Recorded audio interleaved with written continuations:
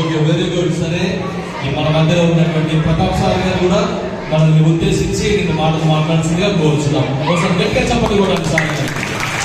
అందరికీ 79వ స్వాతంత్ర దినోత్సవ శుభాకాంక్షలు.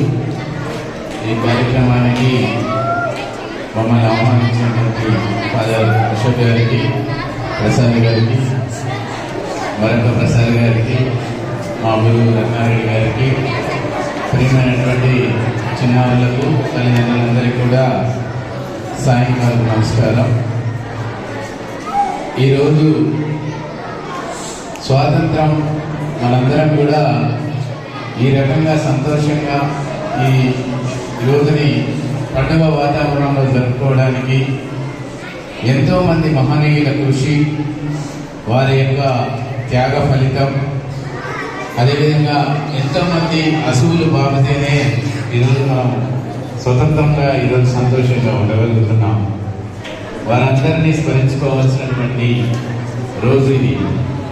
అదేవిధంగా ఈరోజు ప్రజలకు మనం గతానికన్నా భిన్నంగా ఈరోజు సాంకేతిక రంగంలో కూడా మనం చంద్రుడి మీద కూడా అంతరిక్షయాన్ని ఏర్పాటు చేసుకున్నాం.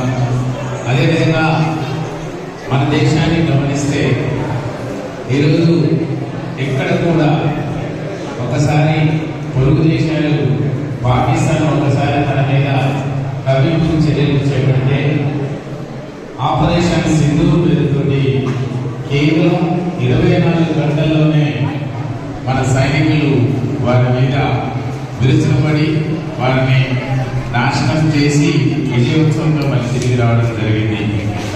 ఇలా మనందరం కూడా సంతోషంగా ఉండాలంటే దేశానికి రైతులు ఎంత ముఖ్యమో, ఈ దేశ సరిహద్దుల్లో వారు తిండి తినక, వాతావరణం అనుకూలించక ఎంతోమంది సైనికులు దాదాపుగా 18 నుంచి 20 గంటలు వారి యొక్క ప్రాణాలను తెగించి మనల్ని బోర్డర్ చుట్టూ కాపాడుతున్నారు. వారందరినీ కూడా మనం గుర్తు చేసుకోవాల్సినటువంటి అవసరం ఉంది. అదేవిధంగా మన దేశానికి ఉన్నటువంటి ఇంకొక గొప్పతనం ఏంటిదంటే, మన దేశంలో స్త్రీలను ఎక్కువగా గౌరవిస్తాం. ప్రపంచ దేశాలన్నీ కూడా వాళ్ళ యొక్క దేశాన్ని వివిధ రకాల పేర్లతో పిలుస్తారు, కానీ మన దేశాన్ని మాత్రం భరతమాత అని పిలుచుకుంటాం.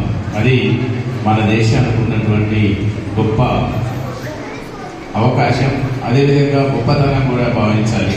కాబట్టి పిల్లలందరూ కూడా, తల్లిదండ్రులందరూ కూడా ఈ గ్లోబలైజేషన్ కాలంలో ప్రధానంగా పిల్లగాడు ఏం కావాలి అంటే డాక్టర్ కావాలి, ఇంజనీర్ కావాలి, లేదా సాఫ్ట్వేర్ కావాలి. ఈ మూడైతేనే తల్లిదండ్రులకి సంతోషం ఉంది, ఎందుకంటే ఎక్కువ డబ్బులు సంపాదిస్తారు. కానీ ఆ కాలం కూడా పోయింది. సాఫ్ట్వేర్ అంతా కూడా ఇప్పుడు ఏ టెక్నాలజీ వచ్చింది కాబట్టి రాబోయేటువంటి రోజుల్లో ఆల్మోస్ట్ అన్ని సాఫ్ట్వేర్ కంపెనీలు కూడా పడిపోయింది. కాబట్టి ఈ సందర్భంగా మీ అందరికీ రిక్వెస్ట్ చేసేది ఏంటంటే, ఈ దేశం నాకేమిచ్చింది అనేది కాకుండా ఈ దేశానికి నేనేం చేయగలను, ఈ దేశానికి నేను ఏ విధంగా తోడ్పడగలను అనేటువంటిది చేయాలి. మరి పిల్లల మేమేం తోడ్పడతాం సార్, మాకేమీ ధైర్యంగానే పెట్టుబడి సంపాదన లేదు కదా అనుకోవచ్చు.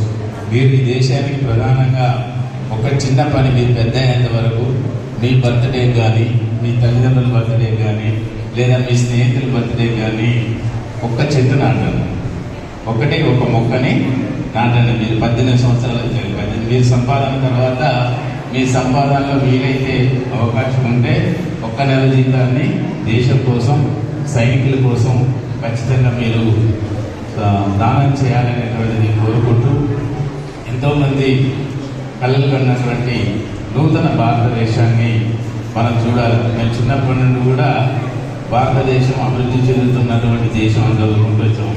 ఇప్పుడు పుస్తకాల్లో కూడా డెవలపింగ్ కంట్రీ అని ఉంది, కానీ రాబోయేటువంటి రోజుల్లో డెవలప్డ్ కంట్రీ అంటే ఆల్మోస్ట్ మనం కొత్త మెరుగైనటువంటి అంశాల మీద ముందుకున్నాం.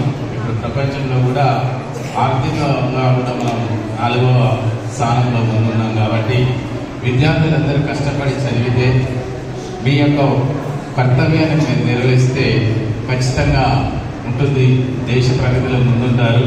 మీరు కూడా మీ యొక్క జీవితంలో కొంతమంది డాక్టర్లు, ఇంజనీర్, టీచర్లతో పాటు కొంతమంది సైనికులు కూడా తయారు కావాలి. ఇప్పుడు అగ్నివీర్ అనేటువంటి ఒక స్కీమ్ వచ్చింది. 18 సంవత్సరాలు ఇంటర్మీడియట్ తోటే మీకు అగ్నివీరులో సైనికులకి అంటే నేవీ కానీ, మిలిటరీ కానీ, ఎయిర్ ఫోర్స్ కూడా అవకాశాలు ఉన్నాయి. కాబట్టి ఆ కోణంలో కూడా ఆలోచిస్తారని కోరుకుంటూ నాకు ఈ అవకాశం కల్పించిన మీ అందరికీ కూడా ప్రత్యేకమైనటువంటి ధన్యవాదాలు తెలియజేస్తున్నాను.